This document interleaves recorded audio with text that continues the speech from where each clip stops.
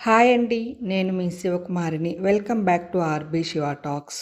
Hi అండి. ఇది high protein అయినటువంటి అలసందల కూర.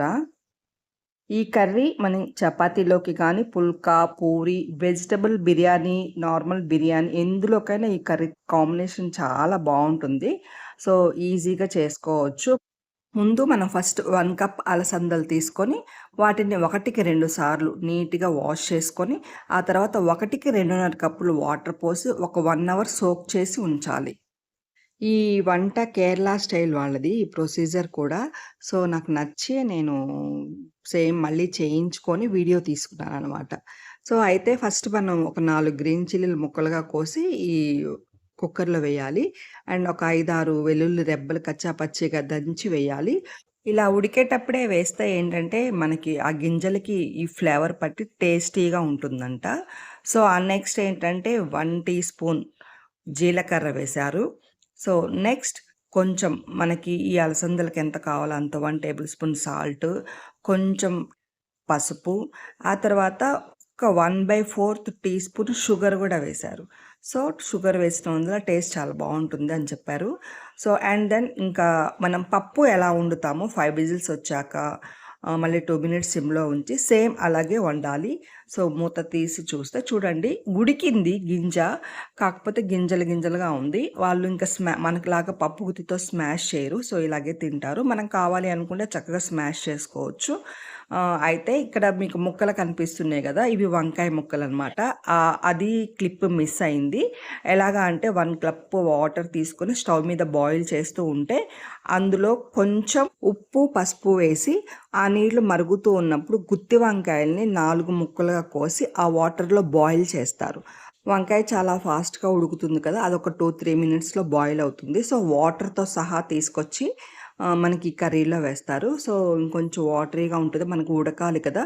సో, ఈ వంకాయ వల్ల చాలా టేస్ట్ వచ్చింది. ఇది ఉడుకుతూ ఉండేలోపు మనం ఒక మిక్సీ జార్ తీసుకొని పచ్చి కొబ్బరి లేతగా ఉండాలి. కొంచెం పచ్చి కొబ్బరి, దాంట్లో చిన్నుల్లిపాయలు, జీలకర్ర, కొంచెం అల్లం ముక్క వేసి దాన్ని మెత్తగా చేసి వాటర్ పొయ్యకుండానే చేశారు. సో, కావాలి అన్నా కొంచెమే వాటర్ పొయ్యాలి. ఎక్కువ వేయకూడదు. ఇదంతా ఈ కుక్కర్‌లో వేశారు. సో, కొంచెం సిమ్‌లోనే ఉంది ఈ ప్రాసెస్ అంతా. సో, మనకేంటి ఈ కొబ్బరి ఎందుకు అంటే అలసందల కూర హై ప్రోటీన్ అనమాట. సో, మనకి డైజెషన్ అవ్వడానికి ఫైబర్ కావాలి. అది కొబ్బరి. అండ్ దెన్ చాలా టేస్టీగా ఉంది కొబ్బరి వేశాక. సో, మనం ఇంకొంచెం వాటర్ పోసాము. సిమ్‌లో ఉడుకుతూ ఉంది. ఇప్పుడు ఒకసారి ఉప్పు, కారం చెక్ చేసుకొని మనకి కొబ్బరి వేసాం కాబట్టి ఇంకొంచెం కారం పట్టింది చూసుకొని మనం ఒకసారి కారం కూడా వేశాక మనం కొంచెం ఒక 10 మినిట్స్ బాయిల్ అవ్వాలి. అందుకని మేము కుక్కర్‌ని చాలా సిమ్‌లో పెట్టేసాము. ఈలోపు పక్కన తాలింపు పెట్టుకుందాం. అదే మనమైతే తాలింపు పెట్టాక కూర వేసి ఇట్లా చేస్తాం గదా ప్రాసెస్. సో, ఇది కూరంతా అయిపోయాక లాస్ట్‌లో తాలింపు వేస్తారు. ఇది కూడా చాలా బావుంది. సో, నార్మల్‌గా తాలింపు గింజలు వేశాక కొంచెం కరివేపాకు, చిన్నుల్లిపాయ ముద్ద, ఎండుమిర్చి, లాస్ట్‌లో కొంచెం ఇంగువ అన్నీ వేసేసి మనం ఈ అలసందల కూరలో వేశారు. సో, ఇది వేశాక ఒక్క 5 మినిట్స్ సిమ్‌లో బాయిల్ అయితే చాలు. ఇలా కొంచెం దగ్గరగా రావాలి కర్రీ. అప్పుడు మనం స్టవ్ ఆఫ్ చేసి గిన్నెలో వేసేసుకోవచ్చు. సో, కూరైతే చాలా టేస్టీగా ఉంది. So, high protein and fibre కలిపిన కూరనమాట. సో, ఒకసారి ట్రై చేయండి. చక్కగా వంకాయ ముక్కలు గూడా చాలా డిఫరెంట్‌గా ఉంది వంకాయ ముక్కలతోటి. నేను గూడా ఫస్ట్ టైమ్ కాంబినేషన్ చూస్తున్నాను. నాకైతే చాలా నచ్చింది.